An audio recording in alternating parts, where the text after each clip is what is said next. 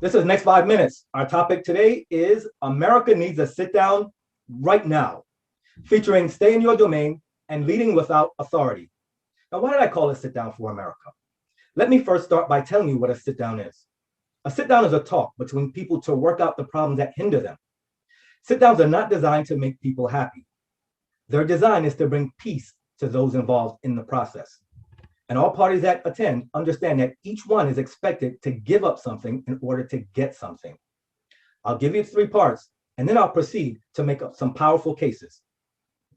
1, this is the reason for the sit down. Everyone gets to take a turn to share how they are disadvantaged. They get to share how they feel about it, and they can share stories as well. 2, how is this a problem for everyone collectively? 3, this is just transactional. This is the giving and the getting part. We've heard about this in antiquity. Rival kingdoms would exchange members of their family. Why? Not to make everyone happy, but to keep the peace. So anything that you exchange for peace will live on for as long as there is peace. Today, America is not at peace. We are a country divided by leaders leading us in different directions, a house divided. In session 1, I explained how America was divided leading up to the Civil War and how that led to the most American combat casualties of any war that she's been in. 160 years later, she is again divided. That's why I call this sit down. Now let's see how divided our house is. Up to May of this year, over 12,000 people have died from gun violence in the US. By comparison, no US military service members died of combat during the same period. It seems as if it's safer serving in the armed forces than walking down American streets right now. Experts predict the summer of 2021 to be extremely violent, and add to that the violence to come after the summer, and this year is predicted to be the most violent on record. That's why I call this sit down. Where are my deep pocket viewers, my philanthropists? Invest right now in youth programs. We don't have to follow the statistics, we can lead them. Defunding the police is not the answer. Have you ever seen one of those mass shootings play out on TV? It takes an excess of 100 officers to cover all the areas of approach and egress to contain the scene. We can't take that away. Do we really want to go from one extreme to another? I do agree. We could use more social programs, but we cannot defund the police. This movement came about out of a high number of Black people who have died in interactions with the police. Now, after looking at video footage and listening to the reports, I came away with this conclusion. If I find myself in an interaction with the police and they give me an order, I have a choice to make. I can lead or I can follow, but I don't need authority to lead because I'm trying to save my life. If they have guns drawn and they look scared, I can choose to lead them to a safe place by letting them know that I am not a threat. That's leadership. I can't hope that the officers will do breathing exercises to calm and center themselves. They want compliance and they want it right now. If they give me orders, I have a choice. I can choose to comply with them. If I did, I would be following. If I choose not to lead and not to follow, I could be in trouble. In life-threatening situations with no leader and no follower, we get confusion, frustration, anger, and possible loss of life. Now, I'm not naive. I don't think this will work in every situation, but I have to try to mitigate the fallout. I know I have rights and I know a little bit of law, but I'm not a lawyer. I can't try the case in the street. I need to live through this event so I can tell my story in court if I have to. This is why I call this sit down. In the Middle East, we saw what happens when two sides believe they are right and neither side is willing to lead or follow. So Hamas and Israel, both sides distrust each other. A series of events led up to a fatal incident. Israel, a sovereign state with experience in international diplomacy. Hamas wants Palestine to become a fully recognized sovereign state. Both sides had the capacity and the ability to lead or follow, but they didn't take it. Because of their history and their anger and mistrust towards one another, they fought. Now, regional and world powers should have recognized this sooner and stepped in. This was a case for a sit down. Now, watch this. The factors that led to the incident stem from denied access to holy places, legal disputes, and clashes between the two. This was all on land, but death would come from above, the air. I make this a point because NATO, the North Atlantic Treaty Association, classifies areas of engagement for warfare as domains. And stay with me. These domains are air, land, sea, cyberspace, and space. And I say, the people who operate, maintain, and dominate these domains are professional warfighters. Now, do you know what happens when you enter a domain to fight?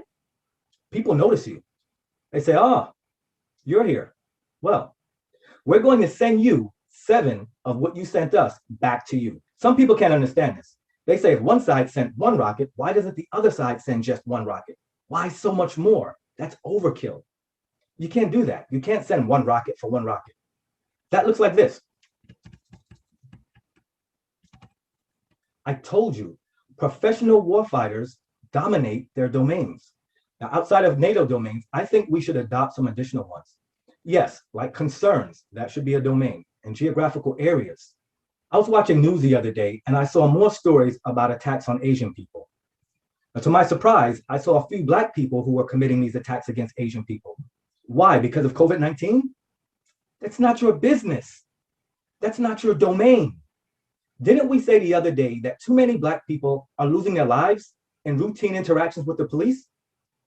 Why would you do that? I recall seeing Asian people marching alongside Black people for racial justice. So issues can be a domain. I heard a story about a gangbanger who saw his sworn enemy, and instead of shooting at him, he gave his rival a pass and a warning because the man had his child with him. The gangbanger that could have easily come out on top recognized that his rival was in another domain. I've heard it said that prisoners don't like to find out that someone is locked up because they committed a crime against a child or a woman.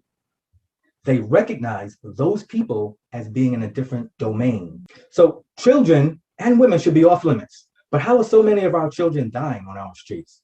So when did this happen? When did we stop respecting our children, our women, and our seniors?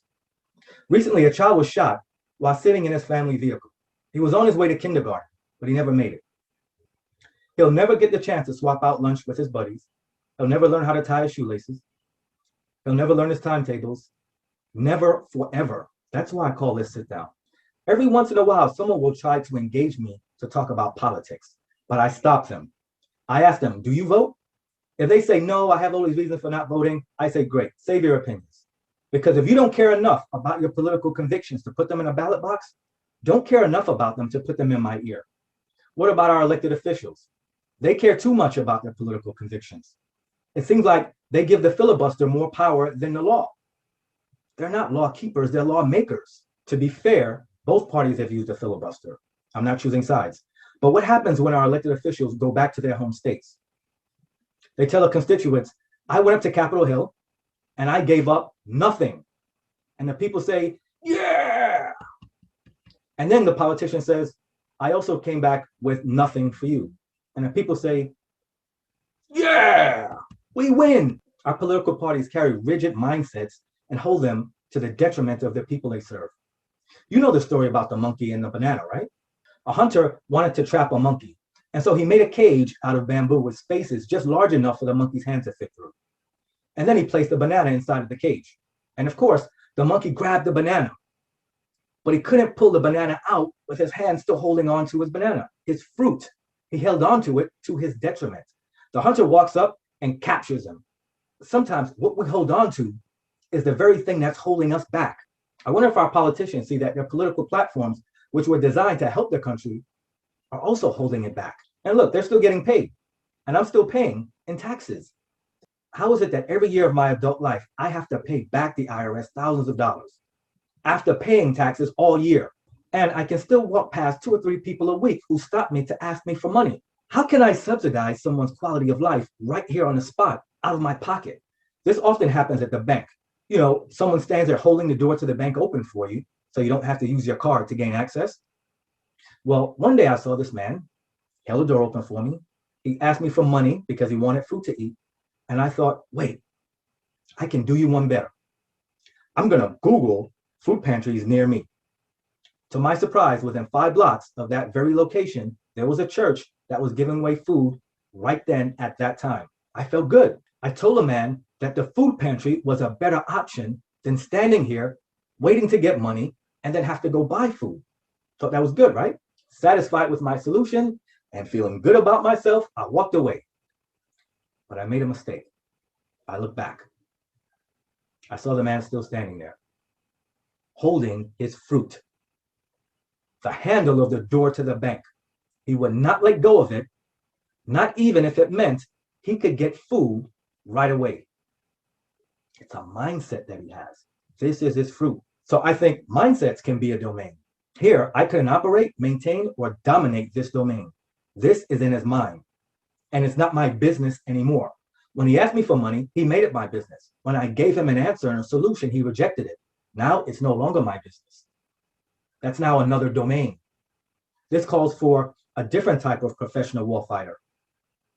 This is for our mental health professionals and our social workers. Now, I'm happy to know that my taxes pay for these kinds of services, but I was not happy when I learned that I pay more personal income tax than the president, who's a billionaire. But I'm not upset with him either. He used the tax laws to his advantage. I'm upset with the politicians who have oversight of the tax laws. The current tax laws prevent the middle class from attaining wealth, and at the same time, it prevents the wealthy from losing their wealth. We, the people, establish politicians. Politicians establish tax laws. Tax laws establish economic classes. Us. We, the people. And that's why I call this Sit Down. I'm Abrams. You're awesome. I'll see you in the next 5 minutes.